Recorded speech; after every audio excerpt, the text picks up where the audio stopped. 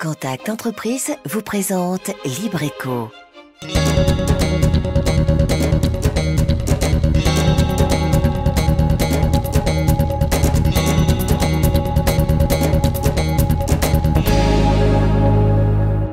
Salut à tous, c'est Libreco. Comme chaque mercredi, on se retrouve pour découvrir une entreprise de Lille, aller à la rencontre de ceux et celles qui la font vivre. Voici donc le sommaire de ce soir. Plein feu sur un accompagnement non négligeable dans notre vie au quotidien, celui d'une mutuelle. À l'UFR, la tontine a été complétée par la mutuelle santé et la prévoyance. Vous verrez que depuis plus de 30 ans, cette société mise sur l'innovation et l'anticipation. De son côté, le personnel véhicule des valeurs propres à la mutuelle, de quoi assurer les clients d'une présence optimale à leur côté. Depuis une dizaine d'années, Didier Cinsault sublime le bac. Sous ses doigts, la fibre de Pandanus se transforme en bijoux, chaussures et bien évidemment chapeaux. Sans oublier nos chiffres et données économiques de Lille. Vous êtes prêts? Nous aussi. Libreco, c'est parti. Une mutuelle avec comme leitmotiv le développement, créé par M. Bertin Sainte-Croix en 1977. L'unité fraternelle des régions a tracé sa route pour réussir à force d'innovation et d'anticipation. Marion Bois avec François Brigitte et Gaël Dufief. UFR ou l'histoire d'une tontine devenue la seule mutuelle présente dans les 4 DOM et à Paris. À l'origine, en 1977, service de pompe funèbre, l'entreprise s'est développée pour atteindre le statut de leader. L'unité fraternelle des régions s'est lancée dans la santé en 1994, puis dans la prévoyance en 1997, une diversification payante. En 1991, UFR avait à peu près 15 000 personnes protégées. Le développement s'est fait, je dirais, tranquillement, puisqu'aujourd'hui on tourne à peu près à un petit peu plus de 200 000 personnes adhérents. Donc on doit avoisiner à peu près autour des 300 000 personnes protégées. Aujourd'hui on tourne à peu près aux environs de 40-45 millions d'euros de chiffre d'affaires. La clé de ce succès, l'innovation. Et votre carte vitale, s'il vous plaît, ainsi que votre carte de mutuelle. Pour suivre les évolutions du système de santé, la mutuelle a mis en place une carte à puce. Elle remplace la carte papier et simplifie les démarches de l'adhérent. Le coût de l'opération n'a pas été communiqué, mais l'investissement a été remboursé. 60% des prises en charge aujourd'hui réalisées par la mutuelle sont maintenant réalisées en carte à puce et non plus humainement parlant. Donc cette population et cette activité de la mutuelle qui était purement de saisie, de transmission de papier, a été mieux orientée, toujours au service des adhérents. Sur 30 millions de prestations par an, le gain est probant. On va essayer de faire un point ce matin sur la gestion des réclamations. Je vous rappelle l'objectif, 48 heures de réponse aux clients. Pour gérer toutes ces opérations, l'organisation doit être millimétrée.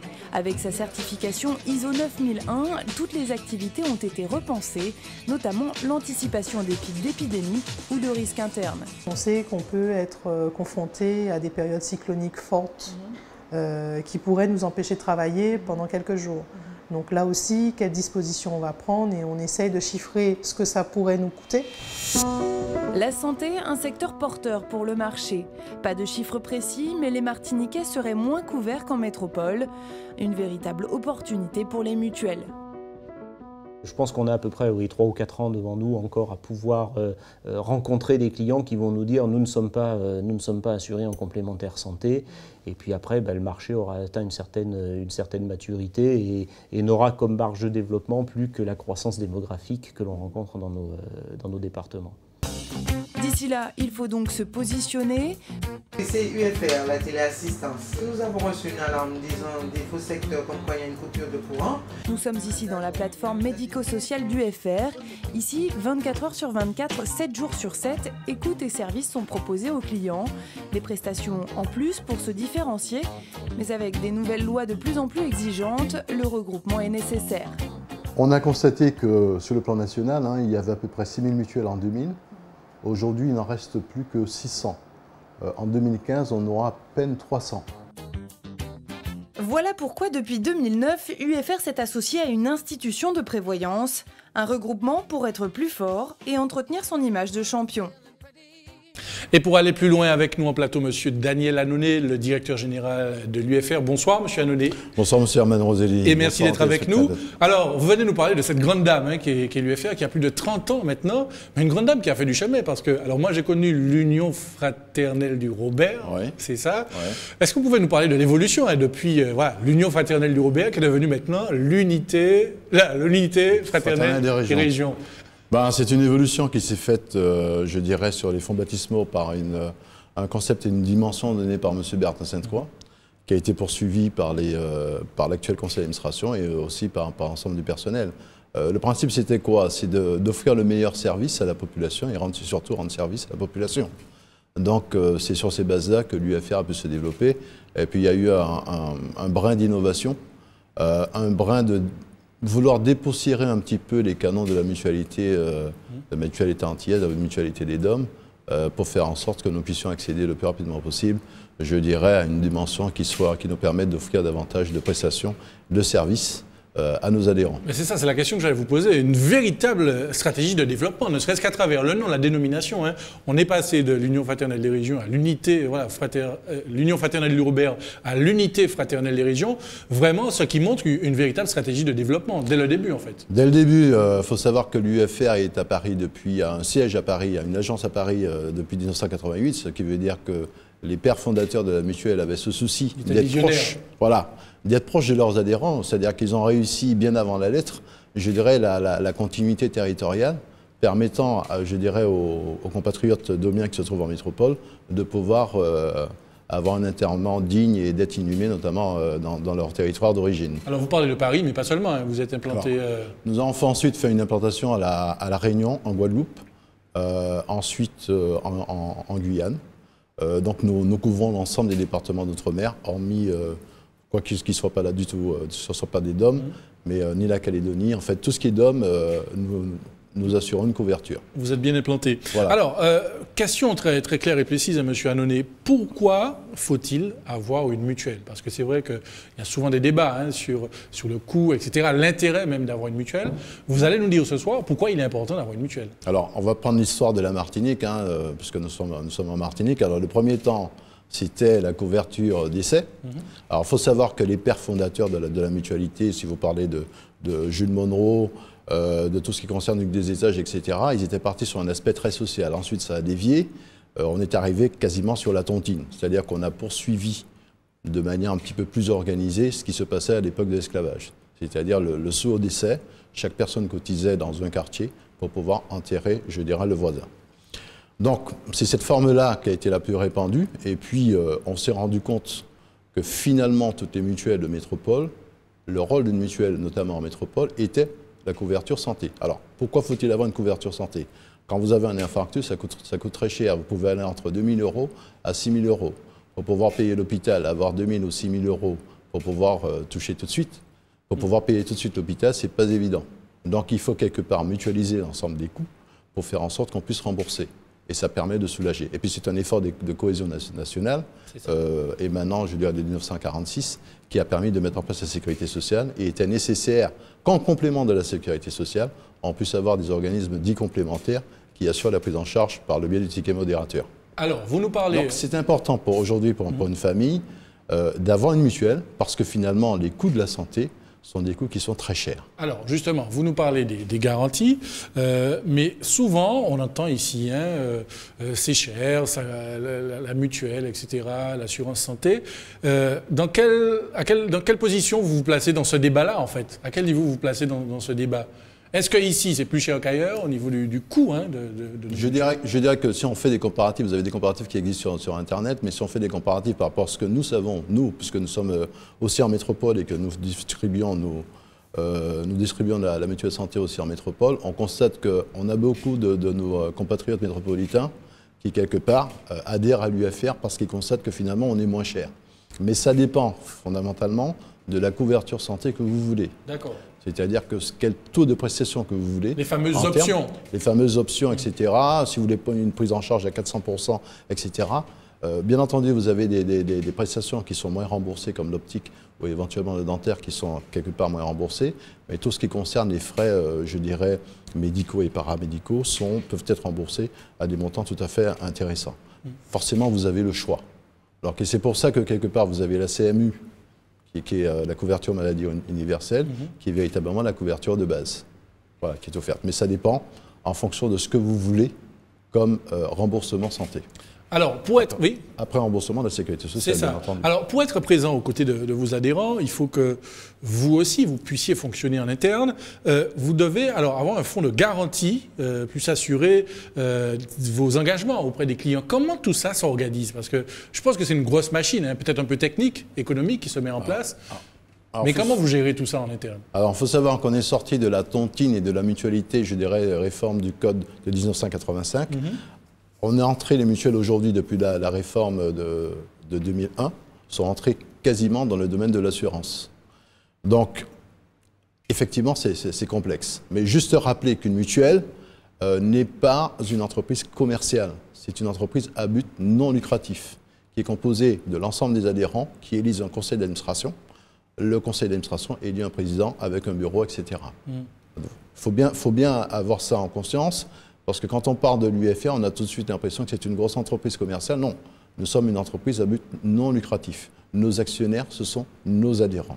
Et parce que nos actionnaires sont nos adhérents, nous avons pour objectif d'assurer la sauvegarde des intérêts de nos adhérents. Et pour cela, compte tenu que nous avons des décès, nous devons imaginer que dans un temps futur, nos adhérents, peut-être qu'ils vont tous décéder. Donc si nous avons à peu près 100 adhérents qui vont décéder, il faut qu'on ait déjà l'argent qui soit en caisse, d'accord, pour pouvoir enterrer l'ensemble de ces adhérents. Alors, c'est ainsi que vous bénéficiez d'une, entre guillemets, réassurance, c'est une assurance des assurances, en fait, et puis des provisions aussi. Alors, on peut, en fonction de la capacité de la mutuelle, on peut ou non réassurer le risque, c'est-à-dire le décès. Okay. Donc, on va chercher un réassureur qui va réassurer l'ensemble du risque. Et les cotisations sont reversées directement à ce réassureur qui va prendre en charge le risque et qui va payer directement pour le compte de la mutuelle, je dirais, les prestations. Mais en plus de cela, la loi oblige aujourd'hui que vous puissiez avoir ce qu'on appelle une marge de solvabilité. Cette marge de solvabilité, il y avait un premier niveau qui était fixé sur le 26.1, qu'on appelle Solvency 1, à partir de 2001. Aujourd'hui, en 2013-2014, on aura Solvency 2, où finalement vous avez je dirais, un minimum financier à avoir, plus un deuxième pilier qui concerne, je dirais, l'ORSA, c'est-à-dire votre maîtrise des risques, et un troisième pilier qui concerne l'information auprès de vos adhérents, mais aussi au niveau de l'autorité de contrôle.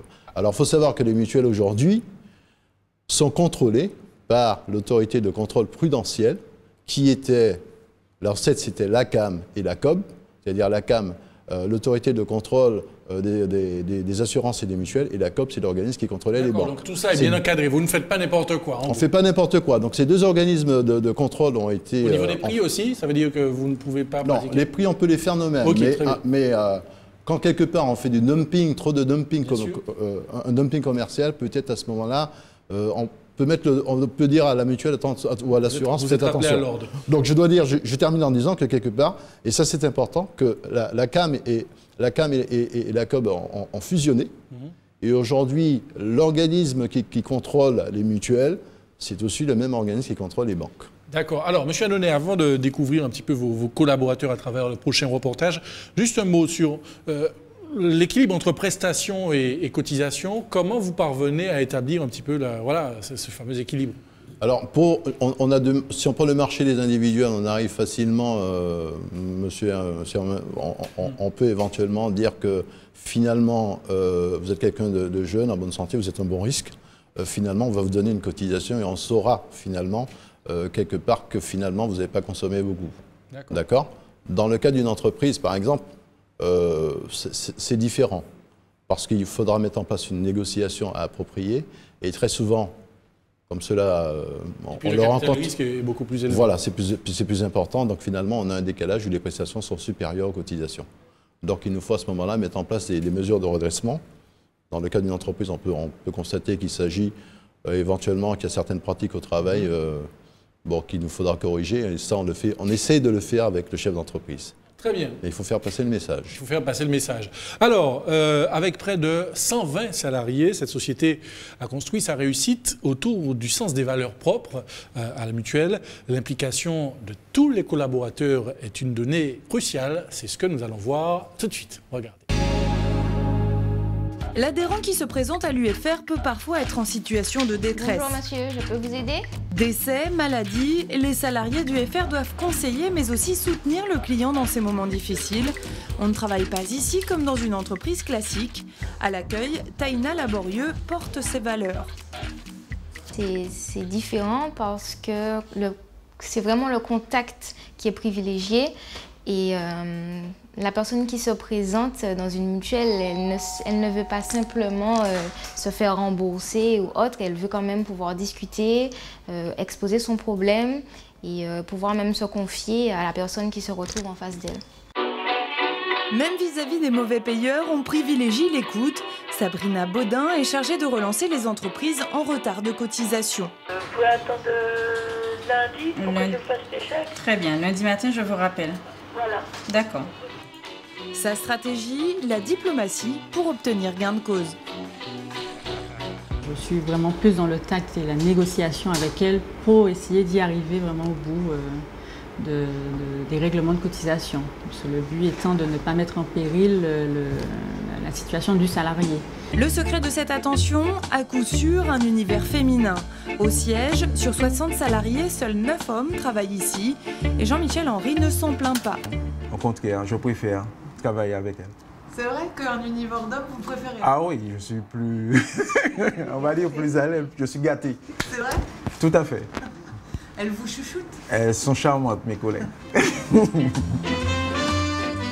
Jean-Michel répond à une centaine d'appels par jour.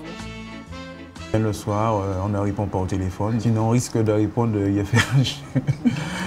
L'UFR, bonjour. Mutualité fraternelle des régions. Ah, mais Marion, excuse-moi, je pensais que j'étais au travail. Très ambiance, hein, mais ça travaille quand même, ça travaille dur. Une question, monsieur Annonay, comment vous avez pu multiplier votre chiffre d'affaires, le chiffre d'affaires de la société évidemment, depuis votre arrivée en 91? Parce qu'on a vu l'évolution là dans nos précédents reportages. Il fallait mettre en place une stratégie adaptée par rapport au marché. Fallait aussi valoriser le personnel. Je pense que c'est important. Il fallait informer le personnel des étapes de la mutuelle. Et puis je pense qu'il fallait être à l'écoute. Et puis anticiper. Et puis sachant qu'on serait beaucoup imité, il fallait mettre en place le périmètre du mimétisme. Il fallait mettre beaucoup de distance. Donc ce qu'on a pu faire en termes par des innovations technologiques comme la carte à puce éventuellement, et puis mettre en place une communication qui soit adaptée. Alors, et on constate que finalement ça a bien marché, puisque finalement je dirais certains autres opérateurs nous imitent à la virgule près, donc c'est bien. Et la stratégie du regroupement, c'est une nécessité du marché? Bien sûr, parce que je vous ai parlé des nouvelles normes de solvabilité. Bien sûr. On constate en métropole qu'il y avait à peu près 6000 mutuelles en 2000. Aujourd'hui, il y en a à peu près 600. Et peut-être en 2015, il y en aura la moitié, donc 300. Donc nous sommes dans un petit pays. Nous n'avons pas les moyens à notre disposition en termes de veille technologique, mais aussi en termes de veille juridique et technique. Donc il est important pour nous de passer à une autre étape et de mettre en place ce regroupement, ce que nous avons fait avec le groupe DO. Et votre travail a été reconnu donc, par l'attribution d'une norme, la norme ISO 9001. Est-ce que vous pouvez nous dire quel est l'intérêt de bénéficier d'une telle norme en fait? Alors, plusieurs intérêts. On est dans un monde d'incertitude. Il faut adopter une attitude résiliente. Donc il faut que le personnel, que les collaborateurs puissent s'adapter, je dirais, à cette évolution de nos métiers. Donc, valeur, changement de culture. Et deuxième aspect qu'il fallait mettre en place, c'est-à-dire que le Solvency II vous impose la maîtrise des risques. La démarche qualité vous amène directement à la maîtrise des risques. Donc, en mettant en place un seul outil, on règle 2 problèmes, simplement. Donc maintenant, il faut ce changement de culture qui, quelque part, est peut-être celui qui est le plus difficile à mettre en place parce que L'amélioration continue, c'est une autre méthode de travail. Encore un élément non négligeable dans le développement de votre société. C'est un élément non négligeable, mais il faut que ça soit perçu. La démarche qualité reste quelque chose d'intangible. Donc il faut que le personnel, l'adhérent puisse le percevoir, ne serait-ce que par l'accueil, ne serait-ce que par la qualité des actions qu'on met en place, et puis surtout répondre à nos engagements. Absolument. Ben, vous restez avec nous, on va vous retrouver tout à l'heure, Monsieur Announet. En attendant, on découvre le chiffre de la semaine, 71,6%. C'est le taux qui permet à la Martinique de rester classée parmi les régions européennes les plus avantagées par la distribution des fonds structurels européens. Détails et analyse. Au sein de l'Union européenne, les fonds structurels sont répartis selon 3 catégories. Les régions les plus développées, les régions en transition et les régions moins développées. Ces dernières se caractérisent par un PIB par habitant inférieur de 75% à la moyenne européenne. L'appartenance à ces catégories définit le montant des aides communautaires, et ce pour un cycle de 3 ans. Jusqu'ici classée parmi les régions moins développées, la Martinique a craint de dépasser le plafond des 75% et donc de voir ses financements diminuer. Finalement, les chiffres viennent de tomber. En 2007, 2008 et 2009, la moyenne du PIB par habitant est de 71,6% par rapport à l'ensemble de la communauté européenne. Un changement de classification aurait occasionné une perte d'environ un tiers des montants FEDER et FSE actuellement alloués. Le maintien de ces aides va conforter la mise en place de projets structurants, notamment le plan d'action de développement de la Martinique, le Grand Saint-Pierre et la création de zones d'activité. 162,6 milliards d'euros seront alloués à l'ensemble des régions moins développées pour la période 2014-2020, soit un montant quasi équivalent à la période précédente. De quoi se réjouir en Martinique, même s'il ne faut pas oublier que cette situation illustre les difficultés économiques de notre île. Voilà, vous en savez un peu plus maintenant. Tout de suite, le bon plan de la semaine. Didière Cinsault, la dame au chapeau bacois. Depuis une dizaine d'années, elle sublime le bacois. Sous ses doigts, la fibre de pandanus se transforme en bijoux, chaussures et bien évidemment en chapeau. Cet accessoire traditionnellement porté par les agriculteurs ou marins-pêcheurs pour se protéger du soleil s'est transformé en véritable œuvre d'art. Immersion dans la boutique showroom avec Peggy Pinel-Ferréol.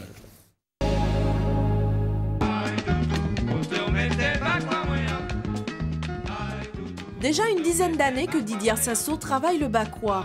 Devenue sa matière de prédilection, la branche de pandanus sandéry avec ses 3 colonnes d'épines est domptée sous ses doigts. Touchez bien, vous allez voir. Vous allez voir, c'est agressif, d'accord? Et cette feuille agressive devient un ruban. Tressée puis cousue, la tresse de bacois est longtemps réservée à la seule fabrication de chapeaux, mais elle devient aujourd'hui accessoire de mode. Alors voilà, le bacois qui vit sur le tissu et étant passé à la machine maintes et maintes fois. J'ai fait ma petite recherche pour savoir pourquoi le chapeau n'était pas porté, tout simplement en Martinique. Et la réponse était trop grand, trop encombrant, pas joli.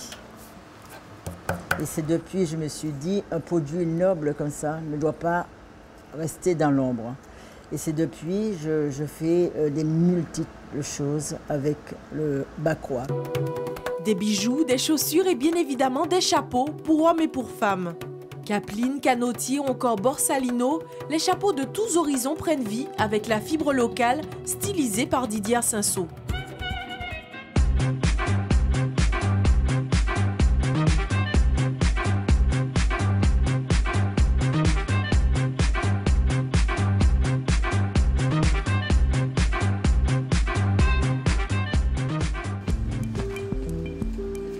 Didière Cinsault, le choix du chapeau n'est pas anodin.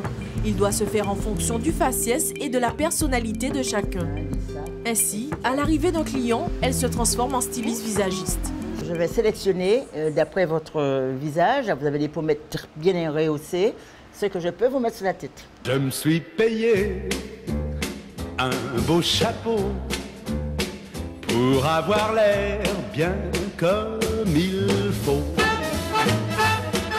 Je voudrais qu'il y ait un rappel du marron sur la casquette et que ça soit un peu moins haut quand même. Fabriqué sur mesure et selon les exigences du client, du chapeau basique à la coiffe de cérémonie haut de gamme, les prix varient de 75 à 300 €.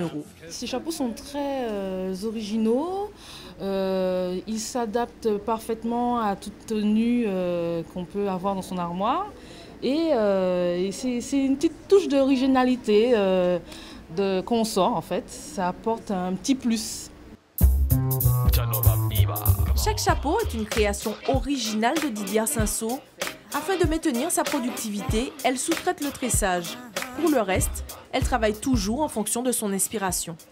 Une technique qui garantit à chaque fois un chapeau unique. D'après le gabarit du chapeau, j'adapte ce que j'ai sous la main. Je n'ai pas un schéma, vraiment un schéma pour faire un relookage. Ça vient de mes tripes, hein, et je travaille à mes levées.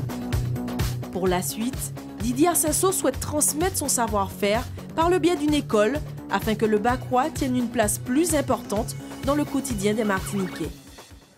Et nous arrivons au mot de la fin avec Monsieur Daniel Annonay.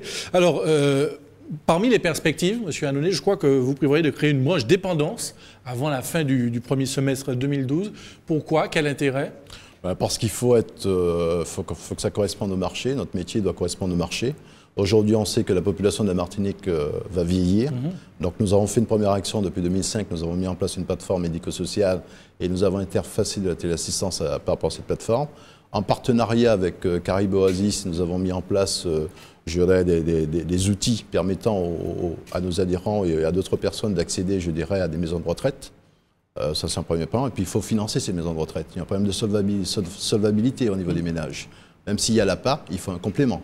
Donc, nous allons mettre en place un produit dépendance. Et bien entendu, il s'agira aussi de mettre en place tout ce qui concerne, je dirais, des produits prévoyance. Vous avez un secteur qui n'est pas du tout pourvu, qui est l'UTAG, l'Union des transporteurs des Antilles-Guyane.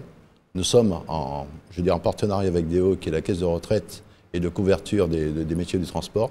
Donc nous allons faire en sorte que, au niveau de la Martinique, nos transporteurs puissent bénéficier d'une couverture qui soit tout à fait adaptée et honorable. D'accord. Et puis donc, voilà. Vous le disiez, la Martinique, parmi les départements les plus vieillissants de France, vous vous positionnez aux côtés de nos seniors, en fait. Tout à fait. Alors, à côté de nos seniors, et puis notre carte à puce, nous allons faire une nouvelle mise à jour. Je ne vais pas faire comme Steve Jobs, mais on aura une nouvelle mise à jour de notre carte à puce avec davantage de services et davantage de possibilités pour nos adhérents, de façon à permettre à nos adhérents d'avoir l'accès aux soins, mais surtout, en ce qui concerne les seniors, de façon à ce qu'ils soient dans un cercle vertueux, leur permettant une qualité des soins et surtout faire en sorte qu'on soit en partenariat avec les professionnels de santé.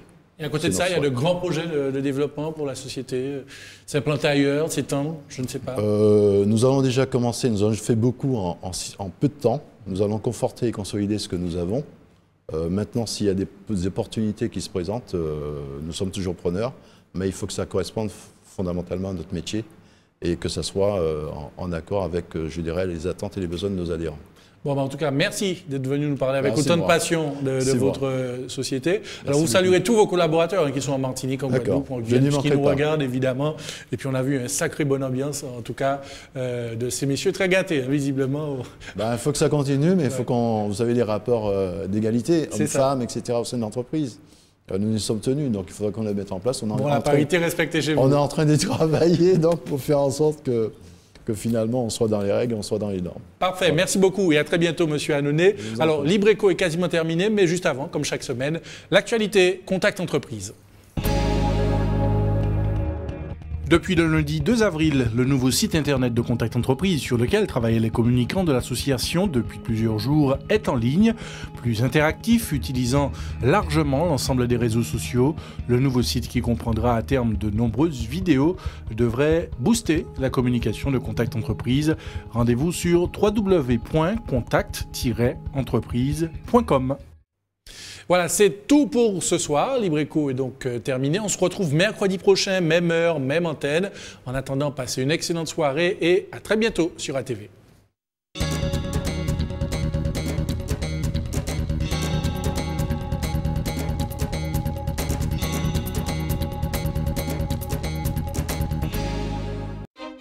Contact Entreprise vous a présenté Libreco. Retrouvez cette émission dès maintenant et pendant 7 jours sur atv.mq.